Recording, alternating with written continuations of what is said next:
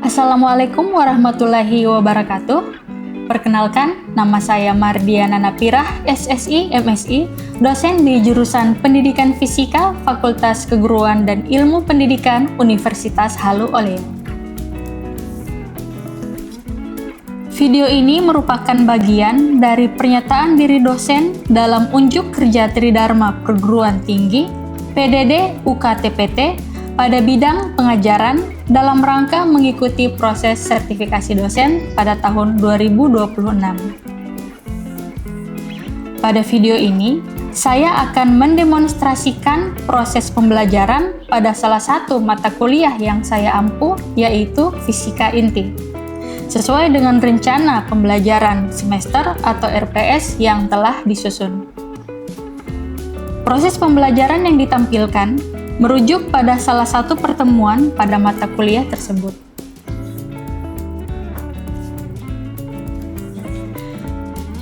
Untuk identitas mata kuliah yang akan saya bawakan pada saat ini, mata kuliah yang akan saya sajikan dalam video ini adalah Fisika Inti dengan kode mata kuliah AKA 66071 yang merupakan mata kuliah wajib yang diberikan kepada mahasiswa jurusan Pendidikan Fisika pada semester 5 dengan bobot 3 SKS.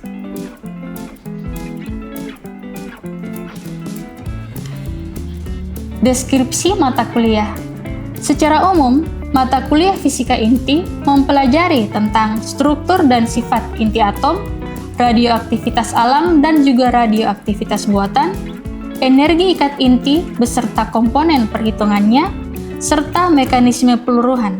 Selain itu, mata kuliah ini juga membahas konsep dasar dari reaksi inti, penampang lintang, reaksi fisi dan juga reaksi fusi, mekanisme kerja reaktor, interaksi radiasi dengan materi, hingga partikel elementer dalam kerangka model standar fisika partikel.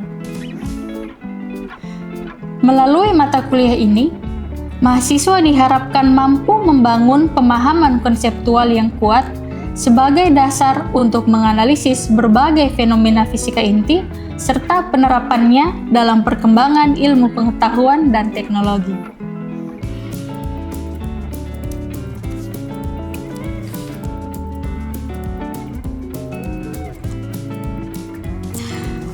Adapun capaian pembelajaran pada mata kuliah ini meliputi kemampuan mahasiswa untuk, pertama, menjelaskan konsep dasar struktur inti atom dan gaya nuklir.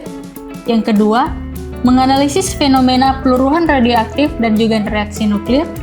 Yang ketiga, menerapkan prinsip-prinsip fisika inti dalam penyelesaian permasalahan kuantitatif.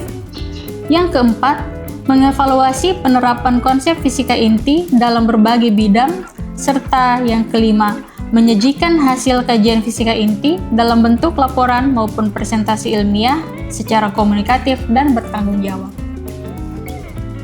Selanjutnya, sistem pembelajaran mata kuliah.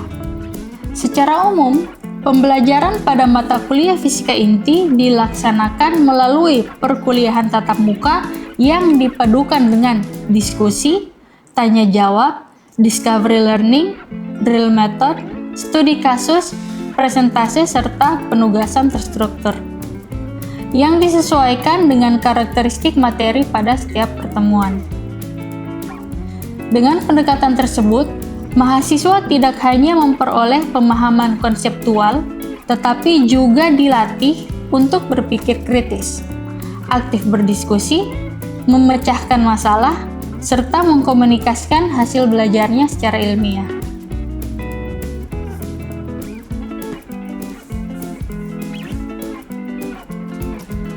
Kemudian, sistem penilaian mata kuliah. Penilaian pada mata kuliah ini dilaksanakan secara berkelanjutan melalui berbagai teknik penilaian yang disesuaikan dengan karakteristik capaian pembelajaran pada setiap topik. Penilaian dilakukan dalam bentuk tes maupun non-tes, meliputi penyusunan rangkuman, latihan soal, esai, makalah, studi kasus, poster, presentase, observasi partisipasi diskusi, serta evaluasi tertulis sesuai dengan indikator dan kriteria penilaian yang telah ditetapkan dalam RPS. Dengan demikian, proses penilaian tidak hanya berorientasi pada hasil belajar mahasiswa, tetapi juga memperhatikan keterlibatan mahasiswa selama proses pembelajaran berlangsung. Selanjutnya kita melangkah pada fokus pembelajaran pada video ini.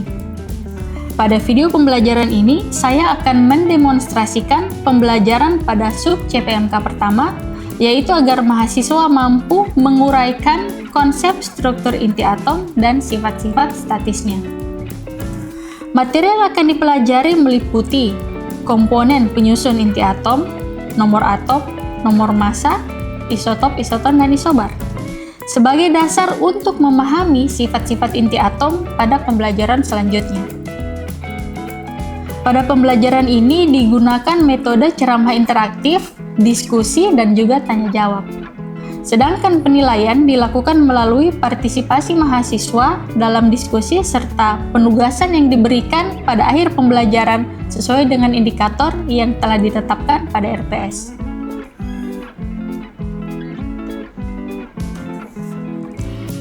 Baik, demikianlah gambaran singkat dari mata kuliah Fisika Inti yang saya ampuh. Selanjutnya berikut video pembelajaran saya. Terima kasih.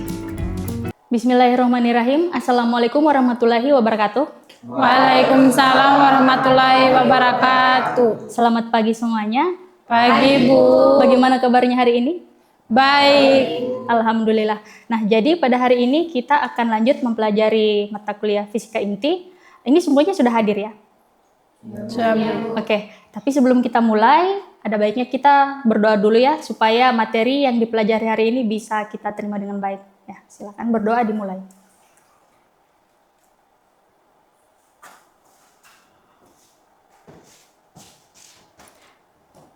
Berdoa selesai. Oke, nah jadi hari ini kita akan lanjut mempelajari materi kita, yaitu tentang Fisika Inti, yang mana minggu lalu itu sudah kita awali dengan review teori model atom. Oke, nah jadi teori model atom itu sendiri menjelaskan tentang model atom. Atom itu berbeda dengan inti atom. Yang kita pelajari di mata kuliah Fisika Inti itu adalah tentang inti atom. Gitu ya. Nah, selanjutnya kita lihat pendahuluannya dulu tentang struktur inti atom itu sebenarnya bagaimana. Nah, di sini kita lihat bahwa segala sesuatu yang ada di alam semesta ini pasti tersusun oleh zat, entah itu zat padat, zat cair, atau gas. Bahkan ada juga yang namanya plasma. Nah, sekarang semua zat itu pasti terdiri dari atom. Kemudian di dalam atom ada inti atom. Nah, sekarang kalau kita lihat apa sih sebenarnya pentingnya kita mempelajari tentang struktur inti atom? Itu pentingnya apa sih bagi kehidupan manusia? Ada yang mau menjawab? Saya, Bu. Ya, Yoselina silakan. Jadi dalam mempelajari inti atom itu sangat penting dalam kehidupan kita untuk memahami penerapan teknologi nuklir. Misalnya seperti PLTN, pembangkit listrik tenaga nuklir, dan iradiasi pangan dalam media kesehatan. Ya, benar sekali ya. Jadi penerapan teknologi nuklir, nah itu semuanya baik itu PLTN, iradiasi pangan, dalam kesehatan juga, itu semuanya berdasar pada rekayasa inti atom. Nah, bagaimana caranya kita menguasai, mengetahui inti atom? Nah, itu semuanya akan menjadi dasar yang sangat penting dalam pemanfaatan teknologi nuklir. Selanjutnya di sini kita lihat ada komponen penyusun inti atom. Tentu saja ya, kita kan sedang belajar struktur inti atom. Inti atom pasti ada penyusunnya. Nah, kalau kita lihat dari gambar di sini kan ada atom, kemudian terpisah dan lain sebagainya. Ini kira-kira ya, kalau dari gambar yang ada di sini, apa saja sih penyusun inti atom itu dan apa yang ada dalam inti atom, tapi dia berbeda, yang membedakan dia dengan atom. Misalnya ada di atom tapi tidak ada dalam inti atom, itu kira-kira ada yang mau menjawab? Ya, silakan Cindy. Inti atom itu tersusun dari proton dan neutron, di mana ini disebut dengan nukleon. Sedangkan elektron itu berada di luar inti atom dan mengelilingi inti. Ya, benar sekali ya. Jadi kalau kita bicara penyusun inti atom, itu inti atom tersusun dari proton dan neutron. Yang mana keduanya itu disebut sebagai nukleon. Nah, mereka berdua ini ada di dalam inti atom. Sedangkan elektron itu dia berada di luar inti atom dan dia mengelilingi di kulit atom.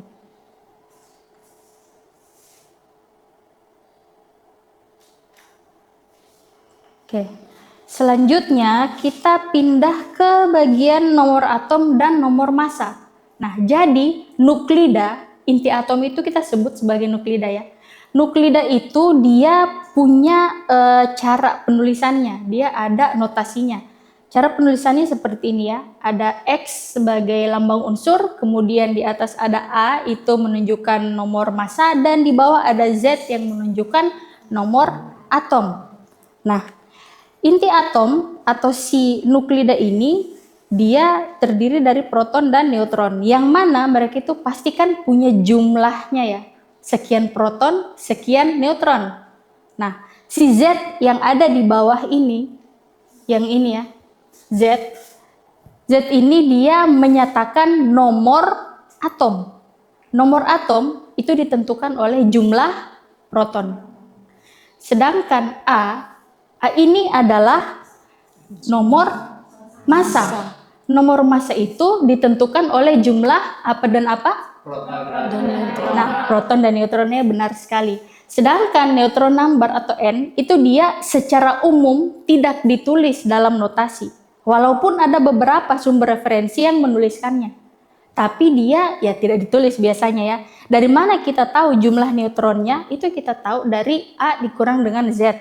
Jadi kalau dalam buku-buku kalian lihat ada nuklida, kemudian ada di atas angkanya itu lebih besar, di bawahnya angkanya lebih kecil, maka yang di atas itu adalah nomor massa. Yang di bawah adalah nomor atom.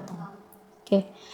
Selanjutnya, kalau misalnya kita lihat, kita bayangkan ya, ada nuklida ini. Kita lihat nuklida, dia punya sama-sama punya 8 proton. Saya punya 2 nuklida ini. Nuklida A, protonnya 8. Nuklida B, protonnya juga 8. Kalau misalnya seperti itu, apakah sudah pasti keduanya memiliki massa yang sama besar? Ada yang bisa menjawab? Saya, Bu. Oke, silakan Ferry. Belum tentu, Bu, karena jumlah neutronnya bisa berbeda sehingga nomor massanya juga bisa berbeda. Ya, benar sekali ya.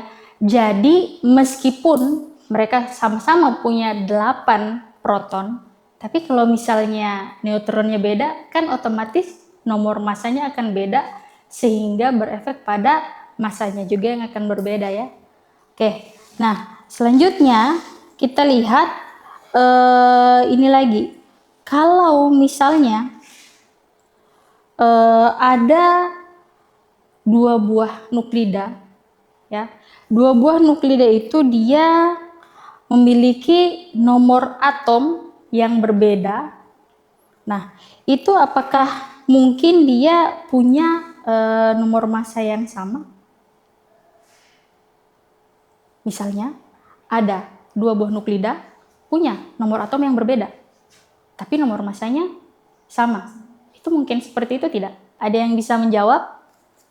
Ya, silakan Angel. Baik Bu, hal tersebut mungkin saja terjadi karena nomor massa merupakan jumlah proton dan neutron, dan kombinasi dari keduanya bisa berbeda meskipun jumlah akhirnya itu sama, Ibu. Ya, benar sekali ya. Misalnya seperti ini, nomor massanya sama, oke, tapi nomor atomnya bisa berbeda. Contoh, misalnya, saya punya nomor massa 15, tapi nomor atomnya ada yang 7, ada yang 8. Otomatis kan berarti ada yang protonnya 7, ada yang protonnya 8, dua-duanya. Yang satunya neutronnya 8, yang satunya neutronnya 7. Kombinasinya bisa berbeda, tapi nomor massanya bisa sama. Itu kombinasi yang berbeda ya. Jadi itu tadi jawabannya mungkin ya bisa terjadi.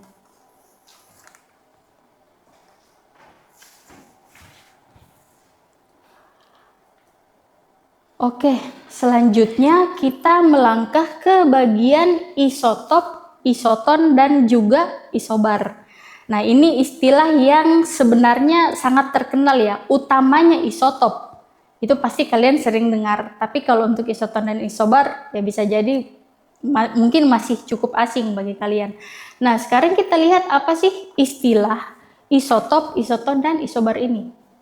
Nah, di sini kita lihat contohnya. Di tabel sini ya, ada contoh penulisan lambang nuklida. Ada hidrogen 1, di sini dia punya 1 proton dan 1 elektron ya kalau untuk atomnya kan. Tapi kalau kita bahas inti atomnya, maka 1 proton, tidak ada neutron.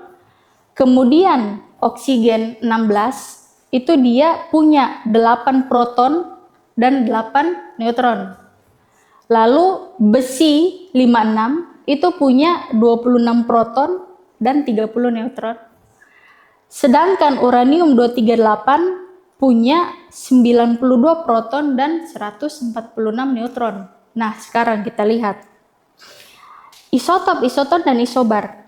Definisi masing-masing, isotop itu punya Z sama atau jumlah proton sama, N berbeda. Contohnya hidrogen 1, hidrogen 2, hidrogen 3.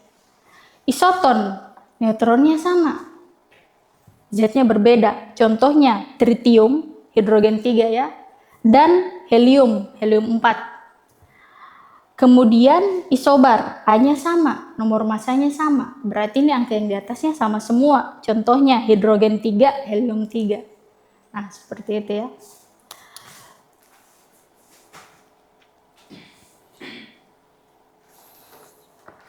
Nah, selanjutnya ini, kalau misalnya saya punya 2 buah nuklida yang nomor massanya sama, apakah bisa saya simpulkan bahwa mereka itu merupakan unsur yang sama?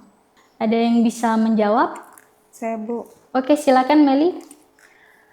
Belum tentu, Ibu. Jika nomor massanya sama, hanya menunjukkan keduanya adalah isobar, namun nomor atomnya bisa saja berbeda sehingga termasuk unsurnya juga berbeda pula, Bu. Ya, benar sekali ya. Jadi kalau misalnya nomor massanya sama, itu kan berarti jumlah proton dan neutronnya sama, totalnya, jumlah nukleonnya sama. Sedangkan penentu dari unsurnya itu jenis apa adalah si proton, Z-nya. Nah, jadi meskipun A-nya sama, belum tentu dia merupakan unsur yang sama. Contohnya, misalnya kita bisa lihat di sini. Sini ya. Untuk yang isobar, di sini kan ada tritium atau hidrogen 3 dan juga ada di sini helium 3. Kita lihat sama-sama nomor massanya ya. Nomor massanya sama-sama 3, tapi mereka merupakan unsur yang berbeda. Yang satu hidrogen, yang satunya helium. Nah, dari sini kan kita bisa lihat meskipun nomor massanya sama, tapi belum tentu mereka merupakan unsur yang sama. Ya, seperti itu.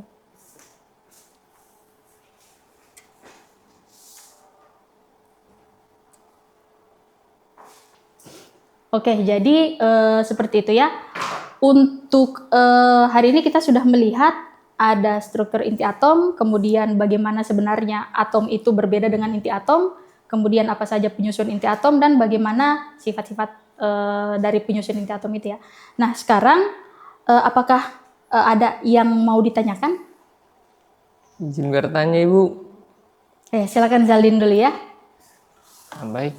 Silakan Bu, Zaldin. tadi sudah dijelaskan bahwa isotop itu memiliki jumlah proton yang sama dan neutronnya yang berbeda. Nah, kalau begitu, mengapa isotop masih dianggap unsur yang sama padahal masanya berbeda? Nah, oke. Kenapa isotop itu ya masih dianggap unsur yang sama sedangkan masanya berbeda? Nah, itu tadi mirip ya jawabannya dengan yang sebelumnya, bahwa penentu unsur yang sama itu adalah jumlah proton. Nah, meskipun dia punya nomor massa yang berbeda, tapi selama nomor atomnya sama, yaitu jumlah protonnya sama, pasti dia tergolong unsur yang sama. Makanya itulah isotop. Jadi kalau misalnya kalian pernah dengar istilah isotop hidrogen, isotop helium, isotop uranium, isotop oksigen, itu dia mengacu pada sekumpulan nuklida. Sekumpulan nuklida ya, bukan cuma satu. Sekumpulan nuklida beberapa yang punya nomor atom sama tapi nomor massanya berbeda. Contohnya di sini kan kita lihat ya, contoh isotop. Di sini yang ada di contoh ini adalah isotop hidrogen, gitu ya. Isotop hidrogen itu dia punya berapa proton? Proton hidrogen? Satu. Ya. Nah, proton hidrogen 1, tapi nomor massanya ada yang 1, ada yang 2, ada yang 3. Kok beda? Bedanya itu ada di jumlah neutronnya. Jumlah neutron yang berbeda ya. Nah, hidrogen 1 punya berapa neutron? 0. Hidrogen 1 tidak punya neutron. Hidrogen 2 punya 1 neutron. Gitu ya, makanya kenapa nomor massanya 2. Hidrogen 3 atau tritium, hidrogen 3 atau tritium itu dia punya 2 neutron. Makanya kenapa nomor massanya 3. Ingat rumusnya ya, A sama dengan Z tambah N. A nomor massa sama dengan Z jumlah proton atau nomor atom ditambah dengan N jumlah neutron. Seperti itu ya. Jadi isotop tidak apa-apa mereka punya massa yang berbeda. Memang mereka punya massa yang berbeda, nomor massanya beda, tapi merupakan unsur yang sama. Oke, sudah jelas ya Zaldin? Jelas Ibu. Ayo, oke.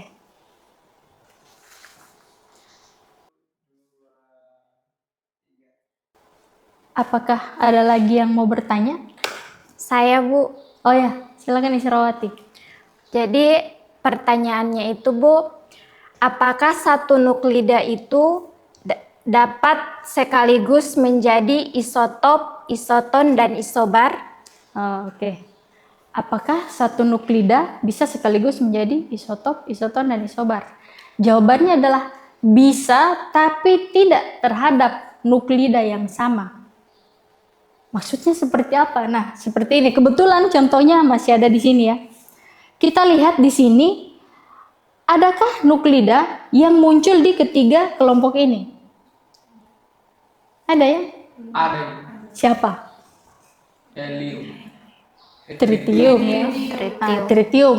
Jadi di sini tritium atau hidrogen 3 itu muncul semua. Di sini dia sebagai isotop. Isotopnya hidrogen, yaitu H1, H2, H3. H3 muncul ya. Dia berarti bisa berlaku sebagai isotopnya. Hidrogen 1 isotopnya hidrogen 2. Mereka maksudnya sama-sama isotop. Dia sebagai isotop, oke. Kemudian dia muncul di kelompok yang ini. Dia muncul di kelompok isoton. Jumlah neutronnya sama. Dia sebagai isoton dengan helium 4. Berarti dia juga bisa sebagai isoton. Dan dia muncul di kelompok ketiga lagi. Dia muncul sebagai isobar. Isobarnya siapa? Isobar dengan si helium 3. Gitu ya. Jadi dia bisa muncul di 3 kelompok yang berbeda tapi teman kelompoknya beda. Istilahnya seperti itu ya. Maksudnya dia bisa sebagai isoton, bisa sebagai isobar, bisa sebagai isotop, tapi terhadap nuklida lain yang berbeda. Semua nuklida pada dasarnya seperti itu. Bisa sebagai isotonnya, tapi isoton dengan siapa? Isotop dengan siapa? Isobar dengan siapa? Seperti itu ya. Oke. Sepertinya sudah terjawab, atau barangkali mungkin ada yang mau ditanyakan kembali? Tidak, Bu. Oke, cukup ya. Nah, untuk perkuliahan hari ini sampai di sini saja, tapi sebelum kita tutup, ada baiknya kita simpulkan dulu apa yang kita pelajari hari ini. Nah, jadi yang kita pelajari pada hari ini tentu saja tentang struktur inti atom. Kita sudah tahu apa sih bedanya inti atom dengan atom. Kemudian kita juga sudah tahu inti atom itu penyusunnya siapa saja. Dan apa yang membedakan si inti atom ini dengan atom. Kita juga sudah tahu penyusunnya, bagaimana cara menuliskannya, dan kita sudah tahu isotop, isoton, dan isobar. Dan contoh-contohnya, karakteristiknya itu seperti apa. Nah, selanjutnya di sini ada juga materi ya yang dipelajari penting tentang sifat statisnya inti atom. Nah, tapi ini dia sudah saya buatkan materinya, ada contoh-contoh soalnya, silakan nanti dipelajari secara mandiri, lalu untuk tugasnya jangan lupa dikerjakan. Disetorkan seperti biasa ya, di link penyetoran tugas yang selalu saya berikan itu. Oke, jadi seperti itu saja untuk pertemuan kita pada hari ini. Atas partisipasinya dan kehadirannya, saya ucapkan terima kasih ya. Sampai ketemu lagi minggu depan. Tugasnya jangan lupa dikerjakan ya sekali lagi. Assalamualaikum warahmatullahi wabarakatuh. Waalaikumsalam warahmatullahi wabarakatuh.